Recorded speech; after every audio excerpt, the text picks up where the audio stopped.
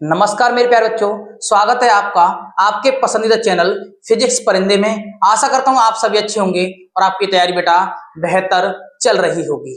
आज हम पढ़ेंगे बेटा क्लास 12 फिजिक्स चैप्टर 3 से मोस्ट इंपोर्टेंट प्रश्न, जिसका नाम है ओम का नियम।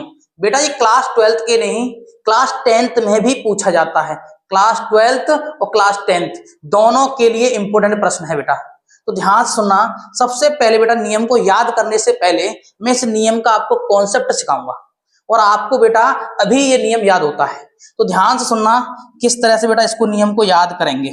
देखो हमारे पास बेटा एक चालक है। आप कहोगे सर ये चालक किसे कहते हैं?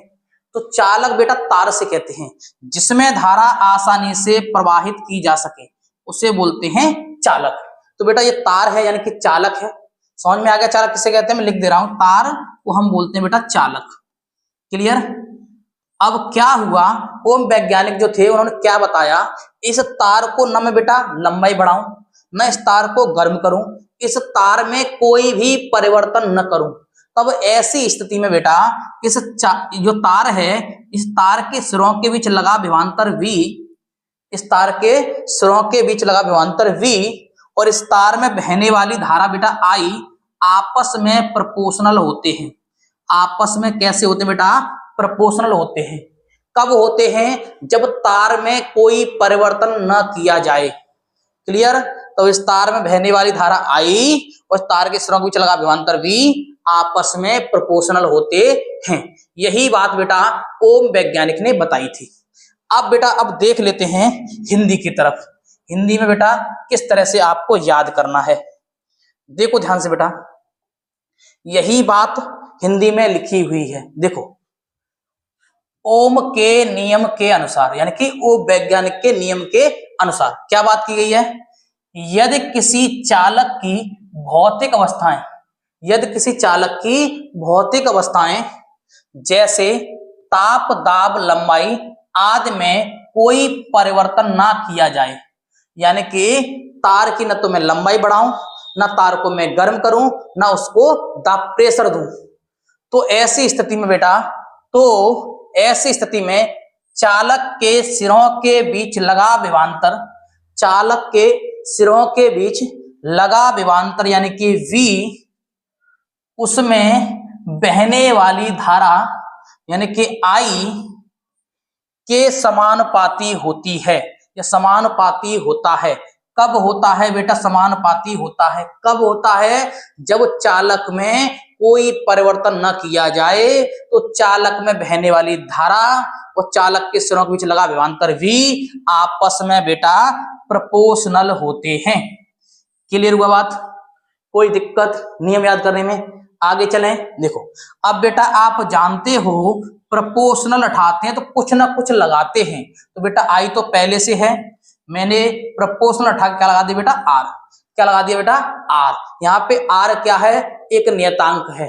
अगर बेटा इसमें से I निकालूं तो I बराबर हो जाएगा V अपॉन R। I बराबर क्या हो जाएगा बेटा? V upon R। क्लियर?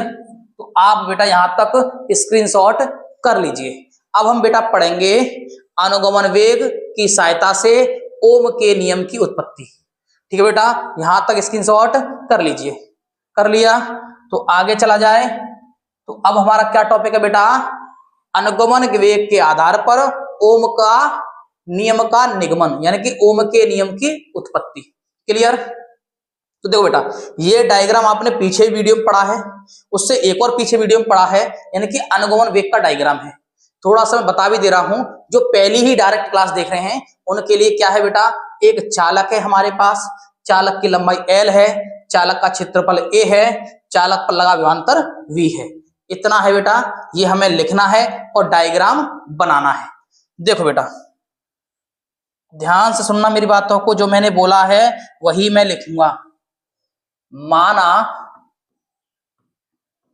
चालक की लंबाई, चालक की, माना चालक की लंबाई L है, माना चालक की लंबाई L है तथा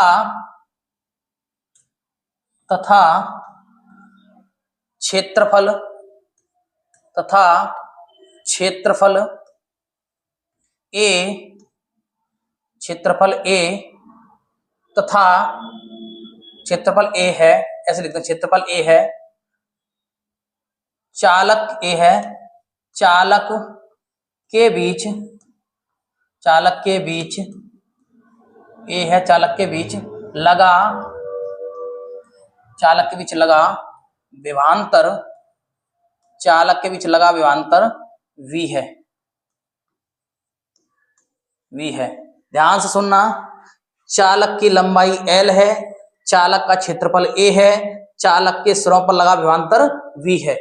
तब बेटा हम जानते हैं, ध्यान से सुनना मेरी बातों को, तब हम क्या जानते हैं, धारा और अनुगमन वेग में संबंध हम पढ़ चुके हैं।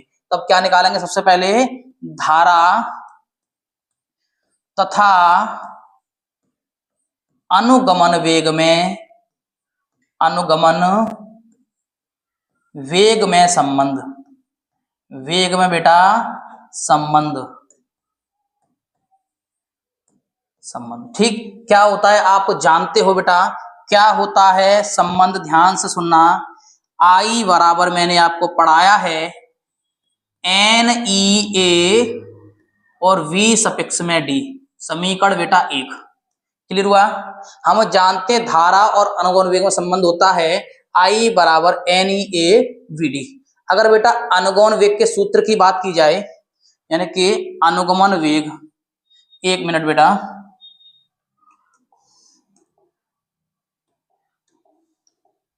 किसका, अनुगमन वेग का बेटा सूत्र होता है अनुगमन वेग, यानी कि VD, अनुगमन वेग बेटा VD का सूत्र होता है, V सफिक्स में होता है D, ध्यान से सुनना, VD का सूत्र होता है बेटा, ध्यान से सुनना, क्या होता है सूत्र, EV टाउ बट्टे में ML, ये होता है बेटा VD का सूत्र, यानी कि अनुगमन वेग का सूत्र। इसको बेटा मैं बनाता हूं समीकरण 2।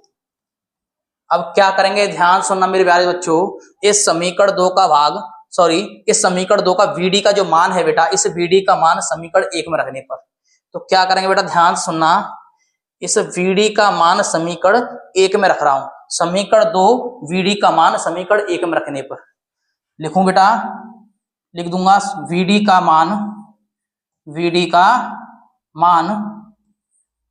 समीकरण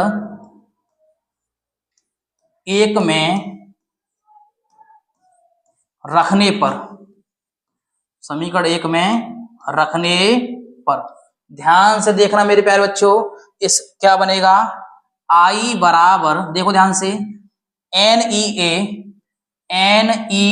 और A, और बेटा इस VD का मान आप देख पा रहे हो कहां पे है, ये लिखा हुआ है पूरा, तो इसको लिखूंगा बेटा किस तरह से, EV टाउ बट्टे में हो जाएगा ML।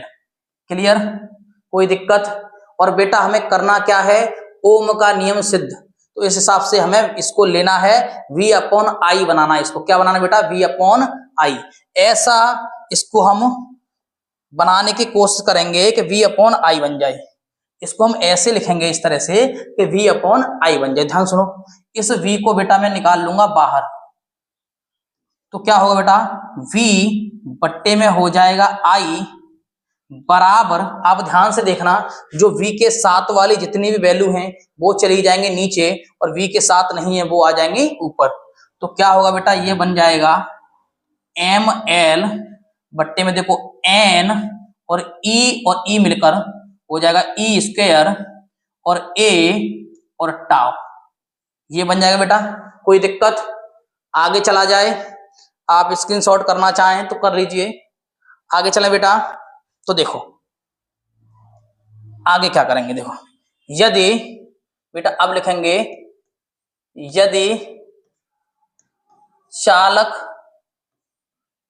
चालक का मान बेटा कैसा हो, यदि चालक का मान नियत हो, सॉरी चालक का मान नहीं बेटा, चालक का ताप नियत हो, मान नहीं बेटा, चालक का ताप नियत हो। अगर बेटा चालक का ताप नियत है तो ऐसी स्थिति में, ध्यान से सुनना मेरे बच्चों, ऐसी स्थिति में क्या होगा, देखो ध्यान से, यदि चालक का मान नियत है तो क्या होगा, हम जानते हैं क्या होगा, ध्यान से सुनना। तो एम एल बट्टे में एन ई ए स्क्वायर ए टाव बराबर हो जाता है बेटा आर। कब, जब यदि चालक का ताप बेटा नियत हो तो ऐसी स्थिति में एम एल बट्टे में एन ई स्क्वायर ए टाव बराबर होगा आर। बेटा यहाँ पे आर क्या है, आर एक नियतांक है। आर क्या है बेटा, एक नियतांक। क्लियर। तो अब क्या करेंगे, ध्यान से सुनना मेरे बच्चों। सूत्र क्या था एक बार देख लें। तो ये था बेटा बी बट्टे में आई, और इसको मैं क्या लिख सकता हूँ बेटा आर, हाँ या ना, इसको मैं लिख सकता हूँ बेटा आर, यही तो बताया है। तो क्या हो जाएगा, बी बट्टे में आई बराबर हो जाएगा आर। क्या हो जाएगा मेरे बच्चों, तो हो जाएगा वी बट्टे में आई, और इसको बेटा लिख सकता हूं आर। क्लियर, कोई दिक्कत। यहां से बेटा अगर मैं v का मान निकालूं तो v बराबर हो जाएगा आई आर।